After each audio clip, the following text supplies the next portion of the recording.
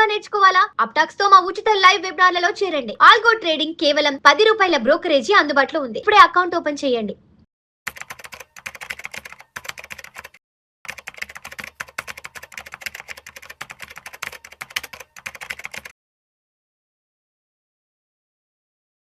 నమస్తే, welcome to Suman TV. నేను విష్ణు. ప్రస్తుతం నాతో పాటు చార్టర్డ్ అకౌంటెంట్ లేళ్ల రవీంద్ర బాబు గారు ఉన్నారు. సార్తో మాట్లాడదాం.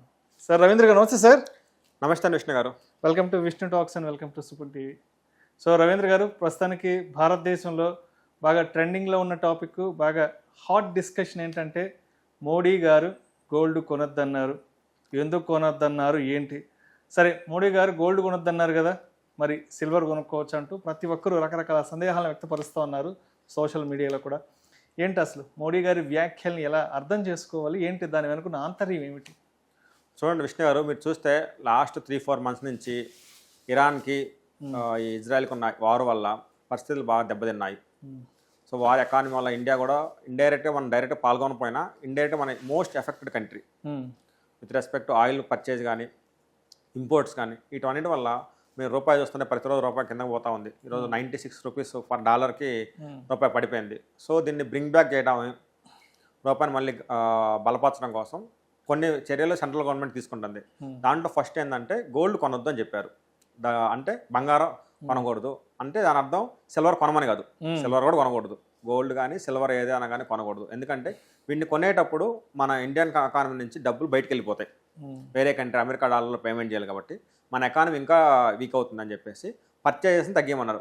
ఎలాగైతే ఒక కుటుంబం ఉంటే కుటుంబంలో ఫ్యామిలీ ఇన్కమ్ ఒక 50,000 ఉంది, ఖర్చులు 60,000 అయితే ఏం చేస్తాం? అరే మన ఇన్కమ్ 50,000, ఖర్చులు 60,000 అవుతుంది, ఓ 10,000 తగ్గించుకున్నాం. సో నెక్స్ట్ మంత్ ఎవరికి బట్టలు లేవు, ఇంకా పండక్కే బట్టలు, ఈ మంత్లో ఎవరు బట్టలు అడగబాకండి, అది కొత్త ఫోన్ అని కొనొద్దు అని చెప్పి ఎలాగైతే మన ఖర్చులు తగ్గించుకొని కాస్ట్ కటింగ్ మనం చేస్తామో ఒక కుటుంబం కనుక.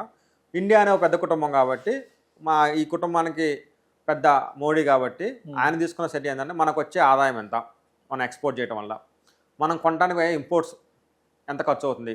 సో ఎక్కువ ఖర్చు పెడుతున్నాము, ఆ ఖర్చు తగ్గియాలి. సో ఖర్చు తగ్గియాలంటే ఏం చేయాలి? కొనటం ఆపేయాలి. సో మేజర్ మనకి ఎక్కువ ఏం కొంటాము? Gold, crude oil. But oil కొనటం ఆపేస్తే ఈ ఎకానమీ రన్ అవ్వదు కాబట్టి ఆయిల్ మీద కన్జంప్షన్ తగ్గింది. మీ ఆఫీస్కి వెళ్ళేటప్పుడు కానీ వర్క్ ఫ్రమ్ హోమ్ ఎంకరేజ్ చేసి ఆయిల్ కన్జంప్షన్ తగ్గింది. మనం ఆపలేము. వెహికల్స్ ఆపేసి పబ్లిక్ ట్రాన్స్పోర్ట్ చేయండి, వాడండి. సో కన్జంప్షన్ తగ్గిపోయింది, ఆటోమేటిక్గా మన ఎకానమీ కొంచెం రివైవ్ అయింది. గోల్డ్ మాత్రం 1 year దాకా ఎటువంటి ఫంక్షన్లు అన్నా ఏమన్నా కానీ గోల్డ్ మాత్రం కొనొద్దు. సో ఆటోమేటిక్గా ఏమైంది? కాస్ట్ కటింగ్లో భాగంగా మనం కొనడం ఆపేస్తే మన ఖర్చు ఉండదు కాబట్టి మన యొక్క ఎక్స్పోర్ట్స్ వాళ్ళ వచ్చే ఇన్కమ్తో మనం ఇంపోర్ట్ చేసే ట్యాక్సెస్ మనం కట్టేయచ్చు. ఎకానమీ కొంచెం రివైవ్ అవుద్ది అని చెప్పేసి గోల్డ్ 1 year పాటు కొనొద్దు అన్నాడు. సో దాని అర్థం సిల్వర్ కూడా కొనకూడదు. ఏ పేమెంటు వేరే కంట్రీకి వెళ్ళేది లైక్ ఫారెన్ ట్రావెల్ కానీ, వేరే కంట్రీకి ట్రావెల్ వెళ్తారు, ట్రిప్స్ వెళ్తారు ఎంప్లాయీస్, ఫ్యామిలీస్. అమెరికాను ఇప్పుడు సమ్మర్ వస్తే వాళ్ళ డాటర్స్ దగ్గరికి అమెరికాను, యూకే అని, ఆస్ట్రేలియా వెళ్తారు.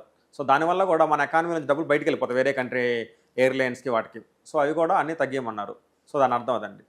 సో ఇప్పుడు మోడీ గారు ఫిజికల్ గోల్డ్ కొనొద్దన్నారు కదా, మరి మనం ఈ గోల్డ్ లాంటిది కొనుక్కోవచ్చా? లేదంటే గోల్డ్ మ్యూచువల్ ఫండ్స్, గోల్డ్ బీస్, గోల్డ్ ఈటీఎఫ్లు ఇలాంటివి ఏమన్నా కొనుక్కోవచ్చు కూడా దానికి సంబంధించి కూడా రీసెర్చ్ స్టార్ట్ చేశారు. కాబట్టి ఏంటి అసలు ఈ ఎలక్ట్రానిక్ గోల్డ్కి సంబంధించి ప్రస్తుతానికి మార్కెట్ ఎలా ఉంది?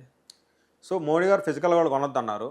కొంతమంది ఆర్టికల్స్ నేను చూశాను, డిజిటల్ గోల్డ్ కొనుక్కోండి లేదా గోల్డ్ ఈటీఎఫ్స్ కొనుక్కోండి అంటున్నారు. దానివల్ల మీకు ఇబ్బంది ఏం లేదు, ఎకానమీకి ఇబ్బంది ఏం లేదు అంటున్నారు. బట్ అది తప్పు. మీరు గోల్డ్ ఈటీఎఫ్స్ కొన్నా కూడా కరెస్పాండింగ్గా ఫండ్ మేనేజర్స్ ఫిజికల్ గోల్డ్ కొంటారు. ఈరోజు మీకు 1 unit 2 units 10 units example Zerodha gold ETF ఉంది. ఆ ఈటీఎఫ్ మీరు కొన్నారంటే అంతే డబ్బులు పెట్టి ఆ ఫండ్ మేనేజర్ కరెస్పాండింగ్ వాళ్ళు మళ్ళీ ఫిజికల్ గోల్డ్ కొని వాటిని స్టోర్ చేస్తారు. ఎందుకంటే రేపొద్దున మళ్ళీ ఆ గోల్డ్ అమ్మి వచ్చిన ప్రాఫిట్స్తో మళ్ళీ మనకి షేర్ చేయాలి కాబట్టి. సో ఈ ఈటీఎఫ్స్ కానీ డిజిటల్ గోల్డ్ కొన్నా కూడా ఏదైతే ఫిజికల్ గోల్డ్ ఇంపాక్ట్ ఉండేదో సేమ్ సిచ్యువేషన్ ఉంటుంది. సో మీరు గోల్డ్ ఈటీఎఫ్స్ కానీ డిజిటల్ గోల్డ్ కొని వాటి కూడా కొనకూడదు. సో వాటి వల్ల ఎటువంటి రిలీఫ్ లేదు. మహా అయితే మీకు ఇవి ఏదైతే తరుగు మజూరు అలాంటివి తప్పితే ఎకానమీకి as a whole physical gold కొంటే ఎలాంటి ఇంపాక్ట్ ఉండిద్దో డిజిటల్ గోల్డ్ అయినా గోల్డ్ ఈటీఎఫ్లు అయినా సేమ్ సిచ్యువేషన్. ఈవెన్ ఇప్పుడు కొత్తగా మన national stock exchange electronic gold receipt అని తీసుకొచ్చింది, ఈజీఆర్ ఈజీఆర్స్ అని తీసుకొచ్చింది. వాటిల్లో కూడా మీకు ఏదైతే ఈజీఆర్స్ మార్కెట్లో ట్రేడ్ అవుతాయో, ఒక్కొక్క యూనిట్ మనం అమ్ముకోవడానికి కొనుక్కోవడం జరుగుతాయో, వాటికి కూడా బ్యాక్డ్ బై ఫిజికల్ గోల్డ్ ఉండేది. బ్యాంక్స్ వాళ్ళు, ఏజెంట్స్ వాళ్ళు ఫిజికల్ గోల్డ్ కొని వాటిని స్టోర్ చేస్తారు. సో మీరు కొన్నారు అంటే వాళ్ళు మళ్ళీ అక్కడ పర్చేజ్ చేస్తారు, మీరు కొనరు డైరెక్ట్గా, మీ తరపున మళ్ళీ కొంటారు. బట్ నెట్ రిజల్ట్ ఏంటి, ఇండియా నుంచి మళ్ళీ ఎకానమీ నుంచి మనీ కొంచెం బయటకు వెళ్ళిపోయింది. సో గోల్డ్, డిజిటల్ గోల్డ్స్ అయినా, ఈటీఎఫ్స్ అయినా, ఈజీఆర్స్ ఎలక్ట్రానిక్ గోల్డ్ రిసిప్ట్స్ అయినా కూడా ఇవి ఏవి కూడా మనం 1 year పాటు కొనకూడదు. సో దాని సారాంశం అయితే ఏది కొనకూడదు, ఏ రూపంలో కొనకూడదు. రైట్. అయితే ఈ మధ్య బ్యాంకులు గోల్డ్ లోన్స్ కూడా ఇవ్వట్లేదంటే ఏంటి, నిజమేనది? సో ఇప్పుడు ఒక ఫస్ట్ చర్య ఏం చేశారంటే కొనొద్దని చెప్పారు. నెక్స్ట్ దాని పర్యావరణానికి ఏం చేశారంటే ఇంపోర్ట్ డ్యూటీ అంతకుముందు గోల్డ్ మీద 6% ఉండేది. ఆ 6% యొక్క ఇంపోర్ట్ డ్యూటీని 15% చేశారు. సో ఎప్పుడైతే ఇంక్రీజ్ చేశారో tax rate, gold rate increase అవుతుంది. సో ఆటోమేటిక్గా ₹1,00,000 బడ్జెట్ ఉన్నా అనుకున్నా, 2 లక్షలు బడ్జెట్ పెట్టుకుంటే పెళ్ళికి కానీ కొన్నాను గోల్డ్, వాళ్ళ నెట్ కొనే తగ్గిపోద్ది, ఎందుకంటే రేటు పెరిగింది కాబట్టి. ఆ విధంగా డిస్కరేజ్ చేశారు. నెక్స్ట్ చాలామంది ఈ రోజుల్లో గోల్డ్ కొని ఎందుకు కొంటున్నారు, మనం ఫంక్షన్ ఉంటే పెట్టుకున్నాం, రేపు పొద్దున కావాలంటే ఇమీడియట్ లిక్విడిటీ ఏదైనా బ్యాంకులో తాకట్టు పెట్టేసి గోల్డ్ లోన్ తీసుకోవచ్చు అనే ఒక పర్పస్తో కొంటున్నారు. సో దీన్ని ఇంకా గోల్డ్ డిస్కరేజ్ చేయడం కోసం ఫస్ట్గా ఇంపోర్ట్ డ్యూటీ పెంచారు. Next more than 2.5 lakhs gold loan తీసుకోవాలి అంటే కంపల్సరీగా ఇన్కమ్ ట్యాక్స్ రిటర్న్ సబ్మిట్ చేయాలి. So below middle class people చాలామందికి అంత ఇన్కమ్ ఉండదు కాబట్టి వాళ్ళు ఇన్కమ్ ట్యాక్స్ రిటర్న్స్ ఫైల్ చేయరు. So income tax return file చేయలేదనే సాకు చెప్పేసి వాళ్ళ గోల్డ్ లోను ఆపేస్తారు. గోల్డ్ మీద లోన్ రాదు కాబట్టి కొనే వాళ్ళు ఆసక్తి చూపరు. ఇన్వెస్ట్మెంటు గోల్డ్ సెకండ్ ఆప్షన్ మనకు కావాలన్నప్పుడు లోన్ తీసుకోవచ్చు అని కొంటారు, అవసరం ఉంటే వాడుకుందాం, లేదంటే మనం లోన్ తెచ్చుకోవచ్చు అనుకుంటారు. సో ఎప్పుడైతే లోన్ రాదని తెలిసిందో ఆటోమేటిక్గా గోల్డ్ కొనే వాళ్ళు తగ్గిపోతారు. నెక్స్ట్ అంతకుముందు బిస్కెట్స్ మీద, గోల్డ్ వీటి మీద కూడా లోన్ వచ్చేది. ఇప్పుడు కొత్తగా ఉన్న రూల్స్ ప్రకారం ముడి గోల్డ్, బిస్కెట్స్ వాటి మీద గోల్డ్ రాదు, ఓన్లీ జ్యువెలరీ మీదే మనకు లోన్ వస్తుంది. అది కూడా 2.5 lakhs దాటితే ఇన్కమ్ ట్యాక్స్ రిటర్న్ సబ్మిట్ చేయాలి. బట్ రూరల్ ఏరియాస్లో అగ్రికల్చర్ యాక్టివిటీస్, దాని అలైడ్ యాక్టివిటీస్ వాళ్ళకి ఇన్కమ్ ట్యాక్స్ రిటర్న్ సబ్మిట్ చేయాల్సిన అవసరం లేదు.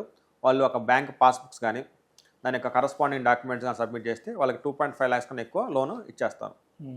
నెక్స్ట్ ఈ గోల్డ్ లోన్ ఏదైతే మనకి ఇస్తున్నారో అంతకుముందు గోల్డ్ ఇచ్చేసే వాళ్ళం, లోన్ తీసుకునే వాళ్ళం. ఇప్పుడు స్పెసిఫిక్గా మీరు లోన్ ఎందుకు తీసుకుంటున్నారు, ఎడ్యుకేషన్ కోసం తీసుకుంటున్నారా, ఏదైనా బిజినెస్ కోసం తీసుకుంటున్నారా, లేదంటే పెళ్లి కోసం తీసుకుంటున్నారా, స్పెసిఫిక్గా ఎందుకు పర్పస్ ఆఫ్ ది లోన్ డిస్క్లేర్ చేయాలి.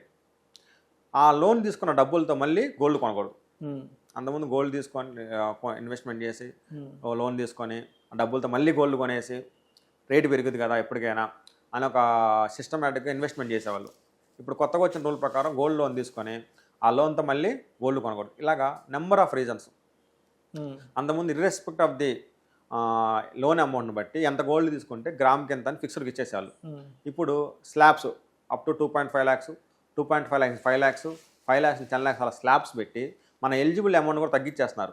ఫస్ట్ 2.5 lakhsకి 80%, తర్వాత 75%, తర్వాత 70% అని చెప్పేసి గోల్డ్ యొక్క ఎలిజిబిలిటీ కూడా తగ్గిస్తున్నారు.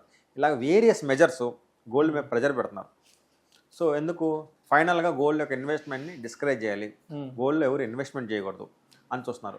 యాక్చువల్గా last year 6 months back 1st April 2026 నుంచి సిల్వర్ మీద కూడా లోన్ ఇస్తామని చెప్పారు గవర్నమెంట్. అఫీషియల్గా ఆర్బీఐ నోటిఫికేషన్ ఇస్తుంది. నెక్స్ట్ 6 monthsలో 1st April 2026 మీకు గుడ్ న్యూస్, ఇంకా గోల్డ్ మీదే కాదు సిల్వర్ మీద కూడా మీకు లోన్ ఇస్తామని చెప్పారు.